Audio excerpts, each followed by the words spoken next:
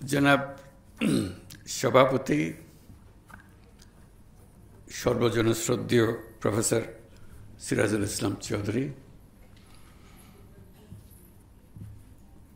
অতিথিবৃন্দ, excellencies, and my little friends who gave me the greetings,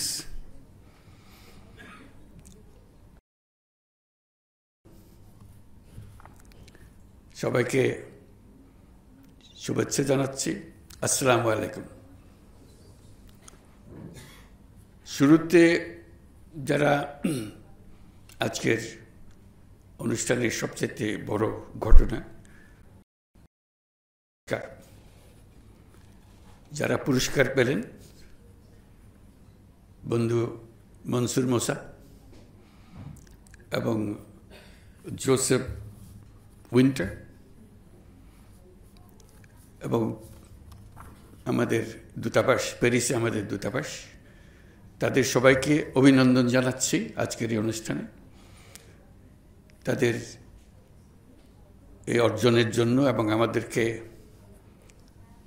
পথ দেখানোর জন্য, ভবিষ্যতে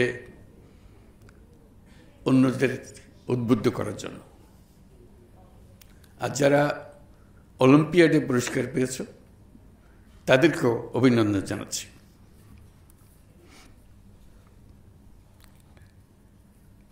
জাতির মুক্তি সংগ্রামের ইতিহাসে ভাষা আন্দোলনের গুরুত্ব অপরিসীম।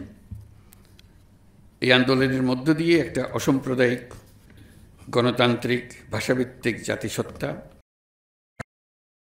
গঠনের ভিত রচিত হয়েছে।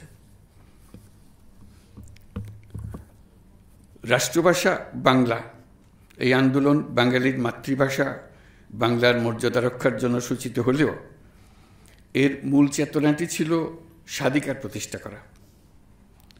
তা ছিল বাংলার রাজনৈতিক, অর্থনৈতিক ও সাংস্কৃতিক মুক্তির আন্দোলন।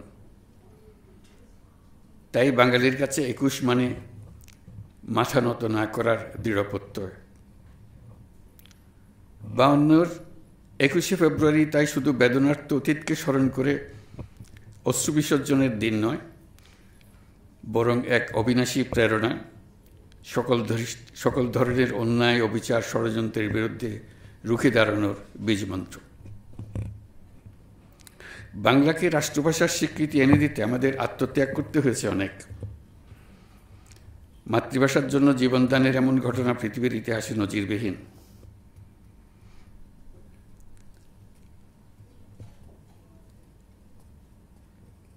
আমরা এই স্বীকৃতি জাতি ধর্ম নির্বিশেষে সকল জাতিগোষ্ঠীর মধ্যে মাতৃভাষার চেতনা ও মর্যাদা রক্ষার প্রেরণা ও চেতনার সাথে প্রাতিষ্ঠানিকতার সূত্রে ২০০১ সালের ১৫ই মার্চ ঢাকায় আন্তর্জাতিক মাতৃভাষা ইনস্টিটিউটের ভিত্তিপ্রস্তর স্থাপিত হয়। বিশ্বের সকল মাতৃভাষার সংরক্ষণ, উন্নয়ন, গবেষণার ইতিবৃত্তকে লক্ষ্য করে আন্তর্জাতিক মাতৃভাষা ইনস্টিটিউট তার যাত্রা শুরু করে। মাতৃভাষা যে কোনো নৃগোষ্ঠীর ইতিহাস, অর্থনীতি ও সংস্কৃতির বাহক। মাতৃভাষার সঙ্গে সকল মানুষের আত্মার সম্পর্ক। মাতৃভাষার পর মানুষ যত ভাষায় আত্মস্থ করুক, সেসব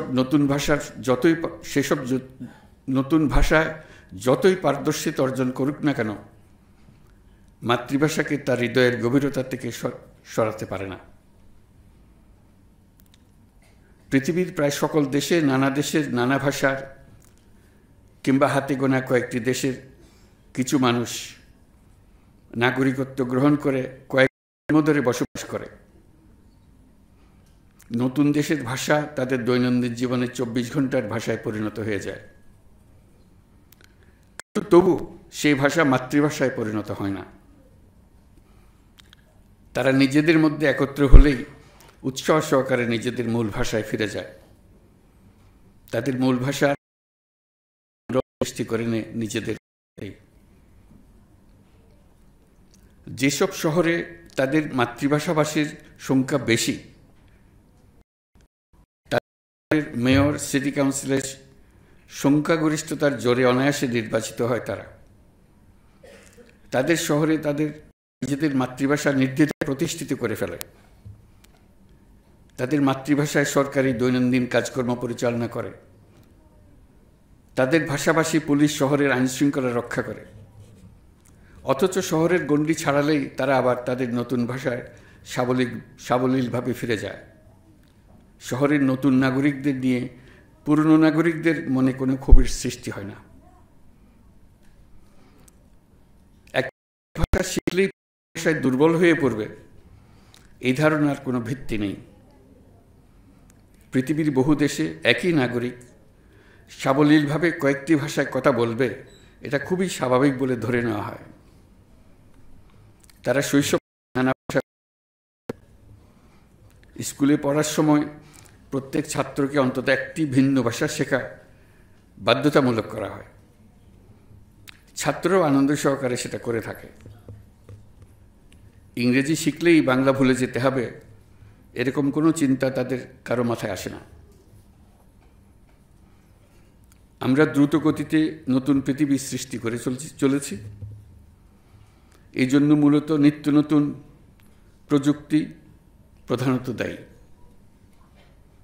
প্রযুক্তির প্রাধান্যের সঙ্গে আসে ভাষার প্রাধান্য। যে দেশের প্রযুক্তি পৃথিবীতে প্রাধান্য অর্জন করতে থাকবে, তার সঙ্গে প্রাধান্য অর্জন করতে থাকবে প্রযুক্তিদাতা দেশের ভাষা। সারা পৃথিবী এই ভাষা শেখার জন্য ঝাঁপিয়ে পড়বে। স্পুটনিক যখন মহাকাশে উড়ল, সারা পৃথিবী রাশিয়ান ভাষা শেখার জন্য ঝাঁপিয়ে পড়ল। যে স্কুলে, যে বিশ্ববিদ্যালয়ে রাশিয়ান ভাষা শেখানো হয় না, সেই শিক্ষা প্রতিষ্ঠানগুলো ছাত্রদের এবং অভিভাবকদের উৎসাহ হারিয়ে ফেলল। আবার যে মাত্র চীন প্রযুক্তিতে এগিয়ে গেল, চীনা ভাষা শেখার ধুম লেগে গেল। যে দেশ পৃথিবীতে নেতৃত্ব দেবে, পৃথিবী সে দেশের ভাষার দিকে ঝুঁকে পড়বে। এটাই নিয়ম। যে দেশের কিছু দেবার নেই, সে দেশের ভাষাতেও পৃথিবীর আগ্রহ নেই, অথবা থাকলেও খুব নিম্ন পর্যায়ের। প্রযুক্তি ছাড়াও যে কোনো দিক থেকে জাতির নেতৃত্ব দিতে পারলে, যে কোনো একটি দিক থেকে জাতির নেতৃত্ব দিতে পারলে, সে দেশের ভাষার প্রতি মানুষের আগ্রহ বাড়বেই, সে ভাষা যত জটিলই হোক না কেন। জাতি এগুলে ভাষা এগোয়। ভাষার সম্মান বাড়ে। নিজ ভাষার নিবেদিত প্রাণ প্রচারকর্মী হওয়া সত্ত্বেও জাতির কাছ থেকে পৃথিবীর ভাণ্ডারে কিছু দেবার না থাকলে ভাষার প্রতি আকর্ষণ সৃষ্টি করা সম্ভব হয় না। ভাষার প্রতি আগ্রহ সৃষ্টির সঙ্গে সাহিত্য, প্রযুক্তি, বিজ্ঞান সরাসরিভাবে জড়িত। আমরা যখন মাতৃভাষায় কথা বলি, তখন যেন মনে রাখি মাতৃভাষা মানুষের প্রাথমিক ভাষা। এরকম একটি ভাষা প্রথম শ্রবণে হোক না কেন, তা একদিন তার প্রাথমিক স্তর পার হয়ে বহু দেশের বহু মানুষের অত্যন্ত নমস্য ভাষায় পরিণত হতে পারে, যদি জাতি পৃথিবীর কাছে কিছু উপহার দিতে পারে। যদি সেই ভাষা পৃথিবীর অগ্রযাত্রায় স্ট্র্যাটেজিক বা কৌশলগত ভূমিকা, যদি সেই ভাষা পৃথিবীর অগ্রযাত্রায় স্ট্র্যাটেজিক বা কৌশলগত ভূমিকা দখল করে নিতে পারে। আজ আমরা মাতৃভাষা দিবসে সকল মাতৃভাষা উন্নয়ন ও সংরক্ষণের জন্য প্রতিজ্ঞাবদ্ধ হলাম।